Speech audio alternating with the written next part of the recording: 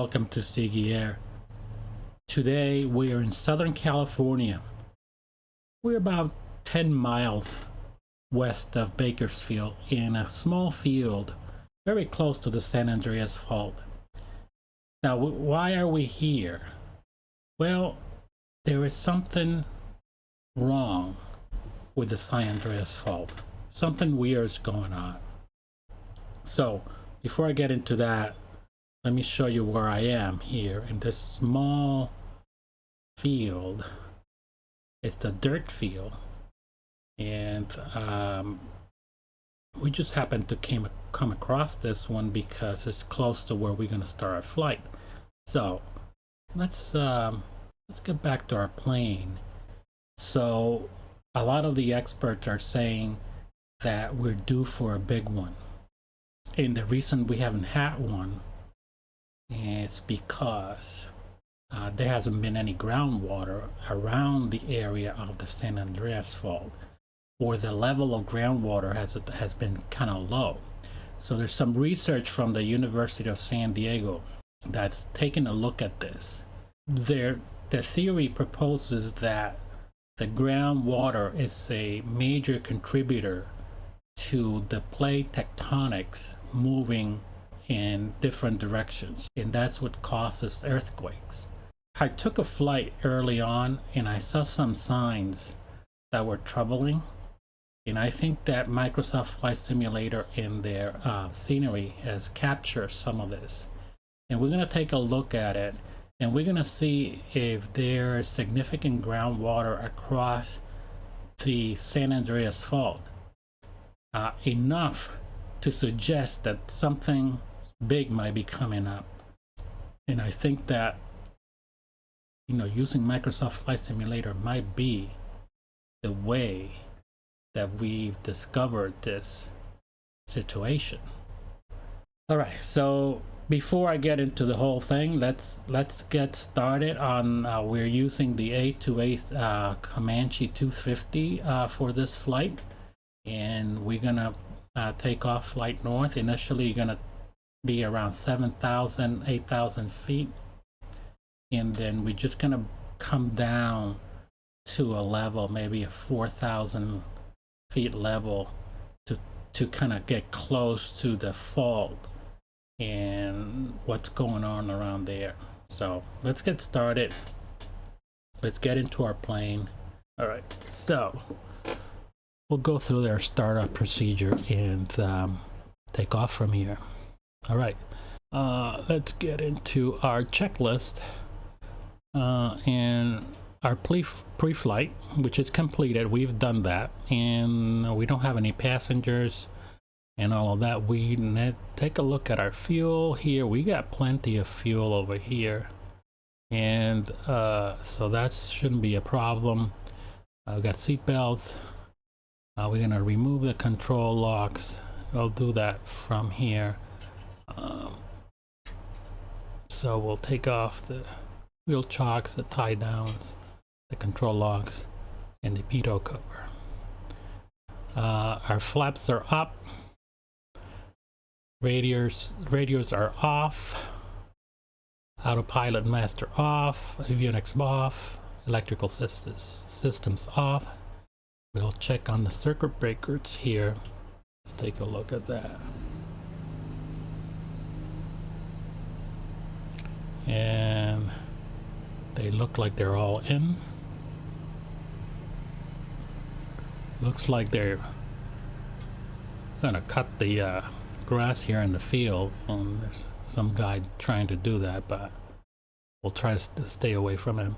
And then we'll just get the beacon light on. Get this thing out of the way. All right, so props, crank a little bit. Mixture is all in. RPM's in. Let's take a look at our temperature here. And outside temperature is almost 80 degrees. All right, so I don't think we need to prime this.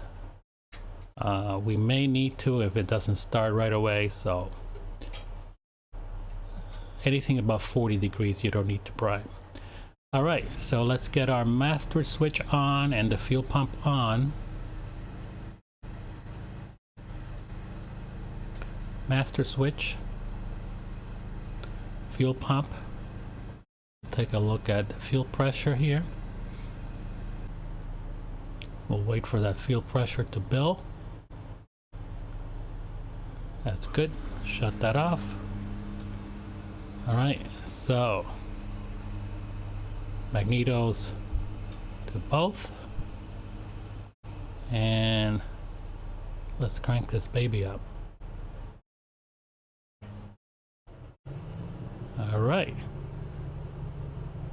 Yeah, it's just over 40 degrees. You don't need to prime, but I've been finding that you really do need to prime it. All right, we'll keep it at 1200 or so, and we'll check on the oil pressure and all of that.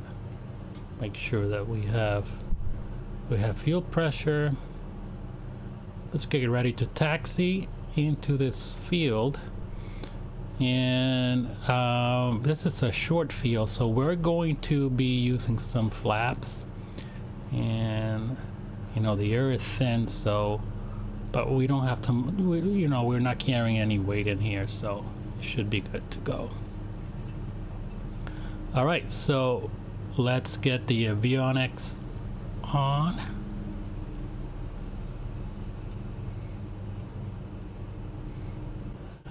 We're gonna make sure that we are the correct gyro drifts here, so let's release the parking brake.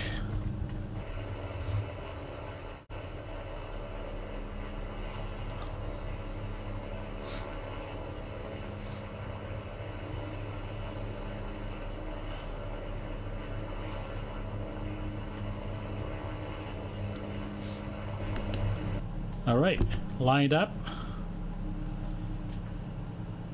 Increase the throttle slowly.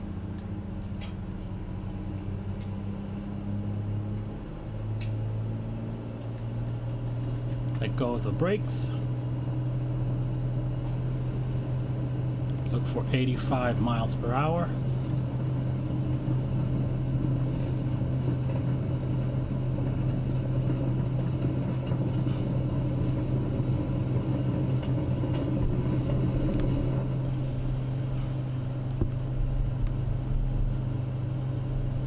Airborne, landing gear up.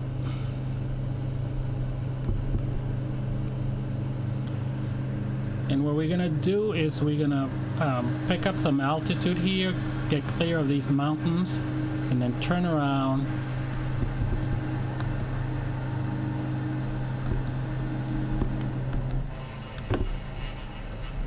Flaps up.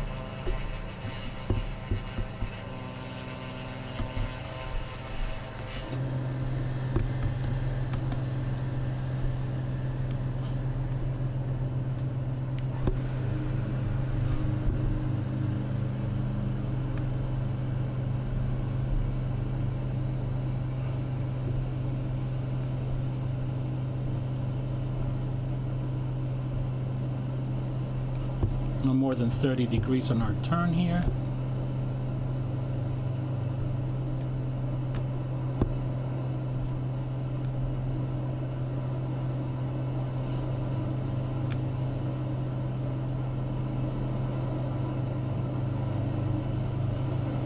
Picking up some turbulence here. It's surface turbulence, that's all right.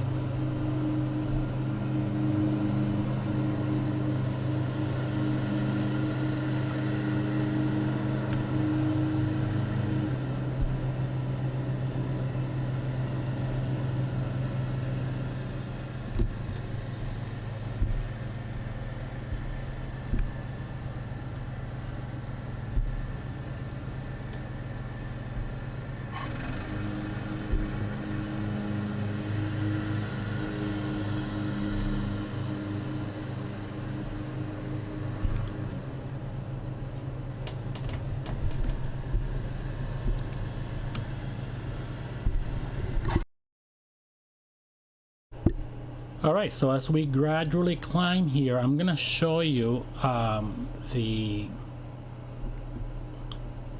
flight plan I created to do this flight across the San Andreas Fault.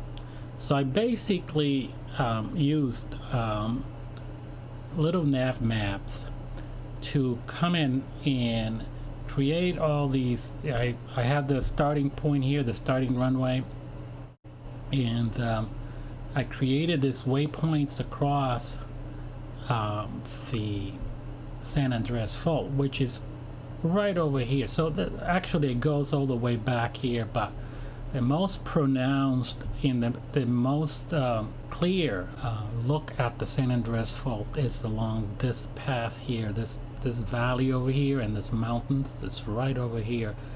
And what we want to see, the evidence that we want to see, it's along this particular area close to this lake. So we're gonna take a look at this lake too, and we're gonna kind of look at the level of the lake, because this is also very important. And when we're looking at the risk here of the big one, is what are the groundwater levels over here, and what is the groundwater level in this particular lake. Let me get back to Flight Simulator because I don't want to make sure that I go over 10,000. All right, let's go to maintenance. Look at the engine start leaning. You're gonna lean for best. Here. Best fuel flow. Properly leaned. Let's get back to our flight plan here. And let's go down to 4,000 or so. So as you can see over here, I'm just gonna get closer to this particular area over here. This is where we start to see the San Andreas Fault and some of the evidence that we're looking for. Okay, so we'll go down to 4,000 just to make sure that we can take a look at all that area in detail. Beautiful aircraft. It's just a joy to hand fly. That's what we've been doing here, hand flying, no autopilot. The autopilot is rudimentary, but it's very effective actually. It's simple, yet does the job, and you don't need more than that, this autopilot to do what you need to do in this plane, because it really flies really nicely. Speaking about that, let's actually set the autopilot for tracking our heading. So it's ready. We can move to the track mode. It's hard to see with this. Yeah, right there. Hopefully it will track that GPS flight plan. Let's start taking a look at this area here. It's a beautiful morning.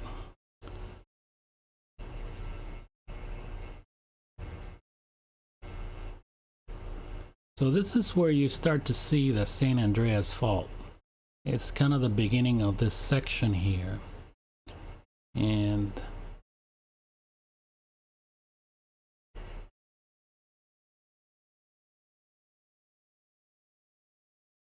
it kind of tracks along this little valley in between the mountains here. And that's where we're going to kind of take a look at where this water is. Let me see. We see some evidence here of some drainage. Let's see. right over there.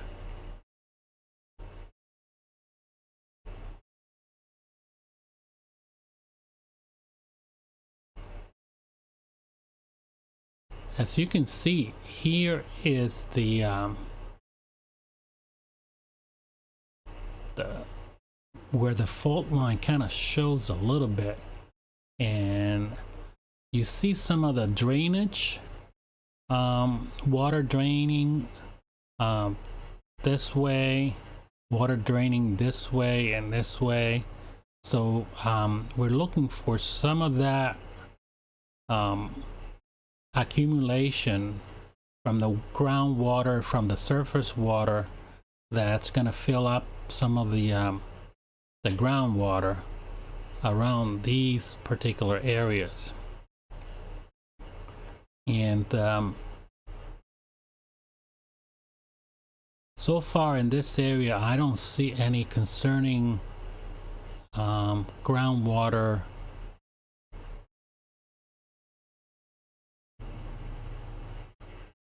or surface water that may indicate a problem. So far so good. Let me get back to the airplane, make sure that we're piloting here. We're tracking our GPS and we're descending to 5,000. We're looking at the lake right in front of us. Now that is very interesting. That lake looks pretty filled. Let's go back to the San Andreas fault here. So you can clearly see the fault over here. And let's look at a little bit more closely on this area.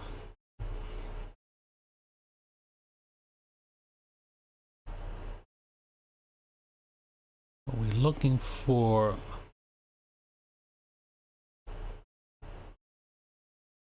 it's evidence of surface water or recent surface water drainage.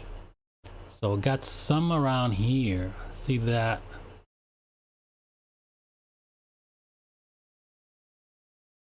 Around the way here.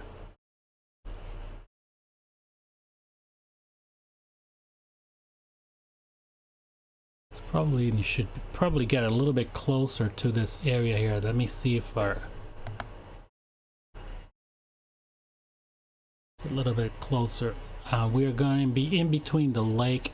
That's what I actually want to be, in between the lake and the fault, just to make sure that we're catching and we're taking a look at the water that it's around the fault.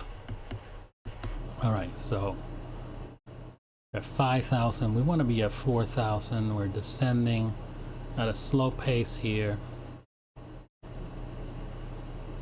A little bit of turbulence. All right, here is what we want to start looking at, this lake here. And now I see here, let's look at this particular section. So usually this lake doesn't have this water around it like this. This is kind of overflow, which is actually very concerning. Usually this is dry here. As you can see, you know, it's very salty also because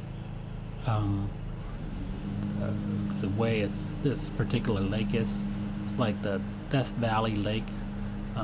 So you see some of these evidence over here of these water that it's not usually around here. So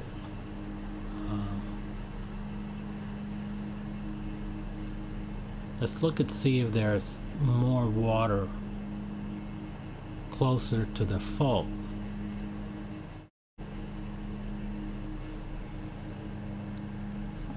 Yeah, over here. See these little ponds over here?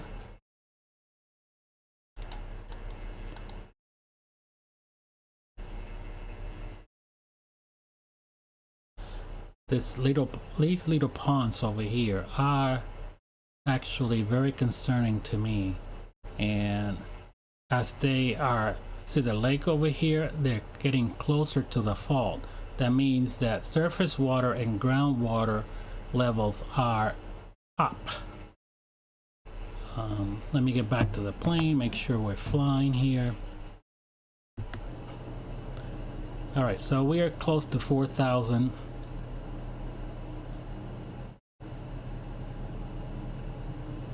I think this is a good altitude here. And look at this water over here. This is very unusual. This is kind of making the case here for a particular event. All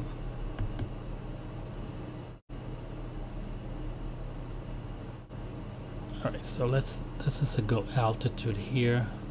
I'm gonna engage the autopilot altitude.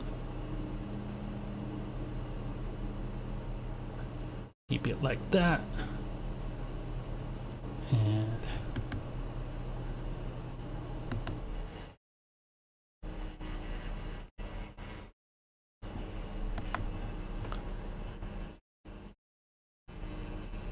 look at that surface water there.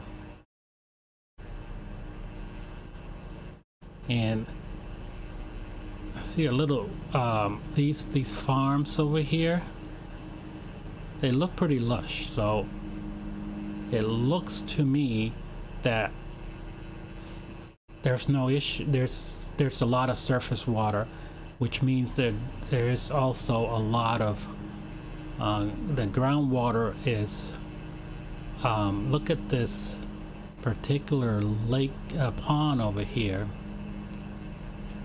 And again, fairly close to the fault, which is over here.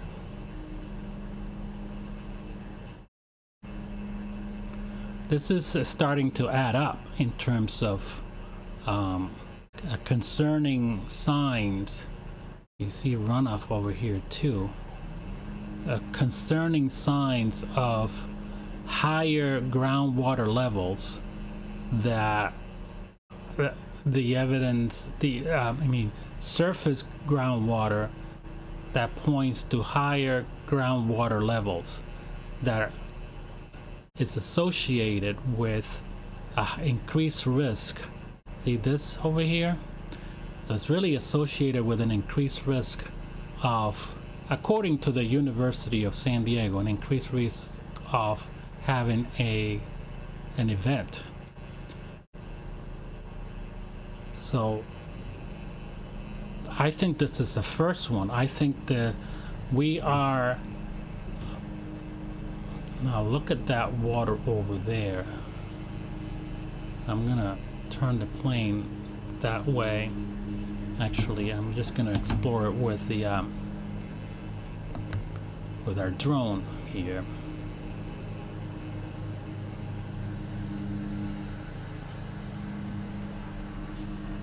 If we go,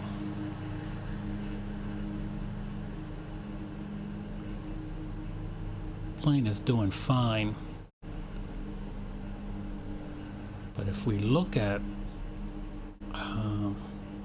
see, I see some of the surface water here, and I see that surface water there. That is actually starting to become very concerning to me, that we're seeing all the surface water indicating higher groundwater, which points to a higher risk, or it's evidence of a higher risk of the fault moving and creating a risk of a significant earthquake here. See this I believe that I flew in around and I looked at some maps. This particular surface water was not there in this area.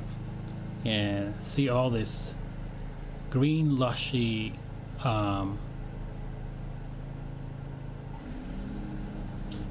landscape here.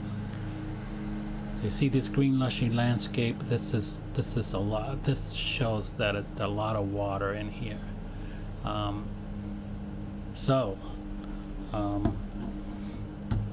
Very concerning. Let me get back to the plane, because even though it's an autopilot, we need to keep an eye on it.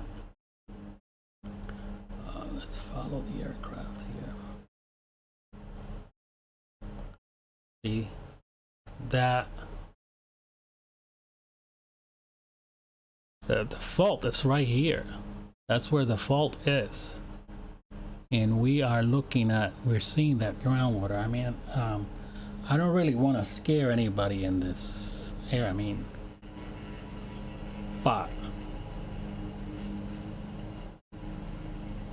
I think that if we're seeing this evidence here, and it's absolutely incredible that we can take a look at this in Microsoft Flight Simulator, that this tool that is, we're flying along the San Andreas Fault, and we are picking up evidence that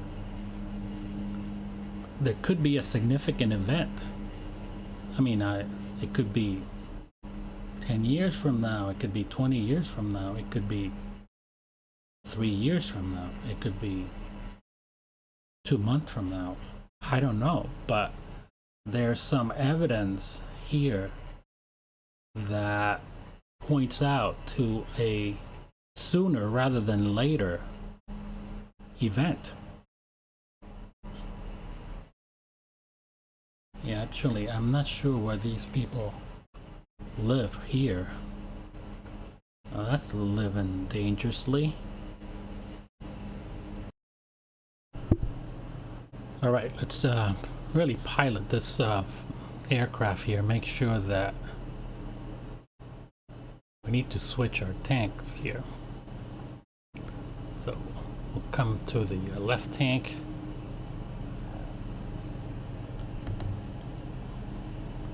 All right, so let's take a look. Look at that. Look at that surface water here. That's right in the fault, right there.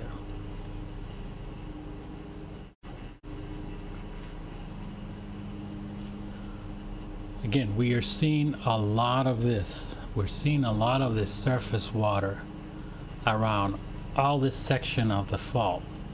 And this is a really important section of the fault for Southern California. So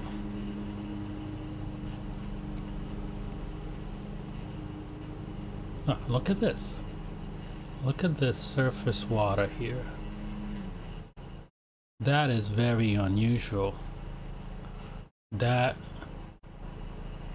again, pointing to, here's where it splits a little bit, but it's really pointing to, look at this surface water here. I don't know if I need to look any more.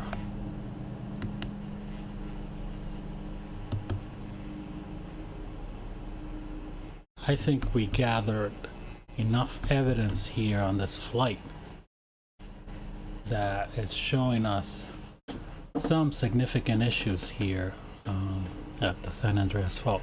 Now we're gonna land on, scheduled to land on this particular airport is Coalinga Airport.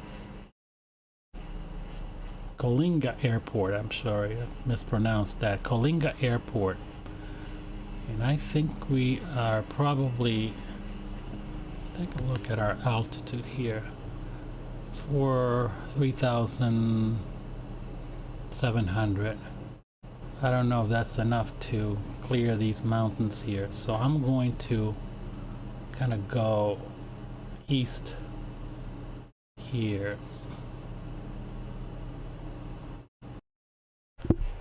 All right, let's get ready to land here in Kalinga Airport. We're going to line up with runway 31 here.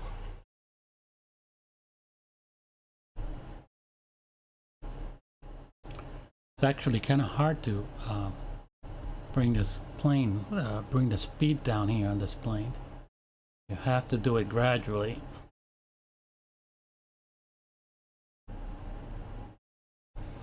We're looking for 120 here on our approach.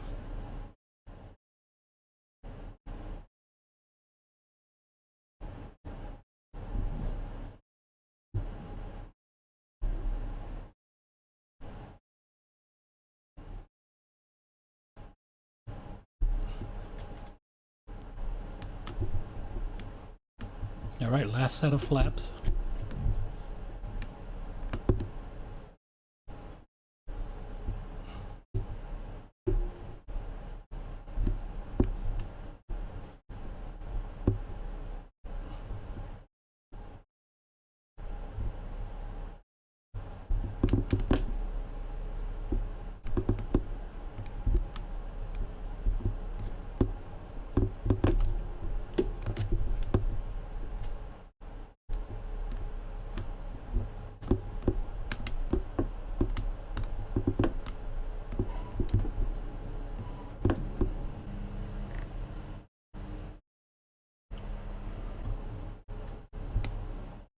That wasn't too bad, huh?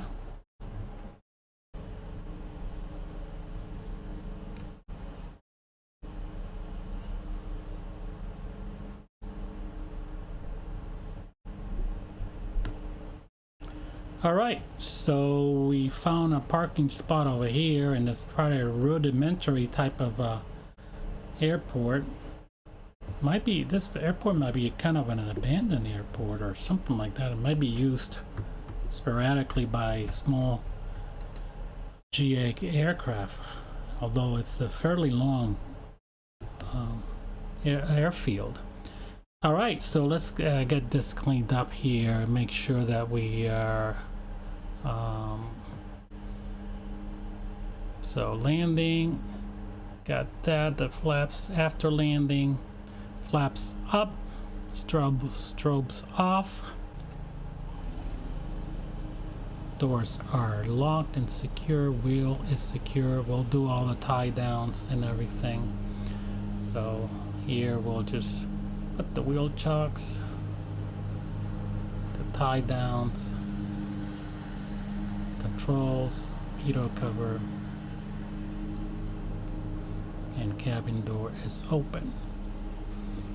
All right, so thank you for joining us in this flight at Ziggy Air. We also are concerned about things that are going on, and Ziggy Air is always there to kind of look at things from our perspective in Flight Simulator, and we did find some, you know, significant evidence here that a big one may be coming.